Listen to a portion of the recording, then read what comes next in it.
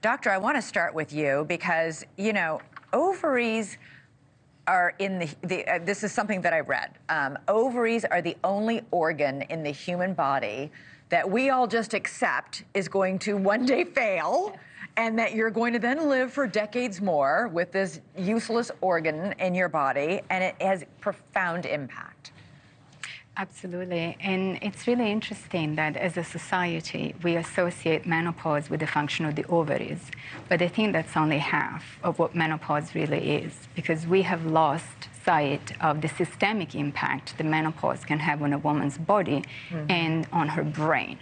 So when women say they're having hot flashes, night sweats, insomnia, anxiety, depression, brain fog, the memory lapses, those symptoms have nothing to do with the ovaries. Those are neurological symptoms that come from the ways that menopause impacts the brain. They're neurological symptoms in the brain, caused by the brain, but it all was triggered and set off by the ovaries shutting down. Yes, there's a very clear feedback loop that connects the brain to the ovaries that we're born with. It's called the neuroendocrine system, that is dramatically changing as women go through menopause. So the ovaries actually have a strong impact on the health of the brain and the other way around. And what is the impact, if you can sum it up in sort of non-doctor speak? How does going through menopause affect women?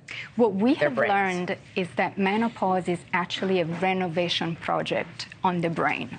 It is a neurologically active state that is associated with changes in brain energy levels, with changes in connectivity, with changes in gray matter volume, with changes in blood flow, with changes in neuroimmunity. So there are so many changes that are happening inside the brain in response to the loss of ovarian hormones that are being produced.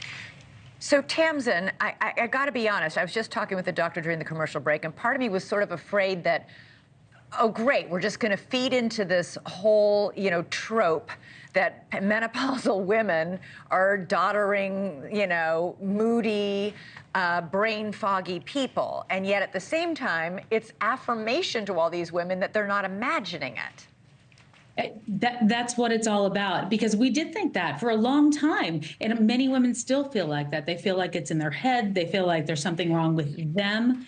And I think that, you know, what this message has been all about, and Elizabeth, you've been so amazing about it, is just really raising the awareness so women do not feel like it's all in their head. They understand there's actually something going on, and then they can ask the right questions. And then you've got research, like we're talking about with Dr. Mosconi, that backs that up. So you can go to the doctor's office and stand up and advocate for yourself instead of hiding and shame and it's a taboo or a stigma, because I think that's where the real problem lies.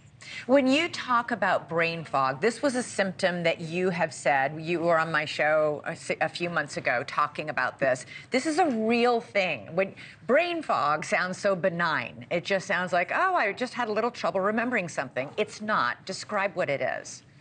Yeah, I mean, there's different ways it comes about. But, you know, what I had was a problem reading the teleprompter. You know, for almost 30 years, I would go into work, I would look at the words in front of me and be able to read them. Tamsen was a huge star in New York City in local television, anchoring the local news. Continue.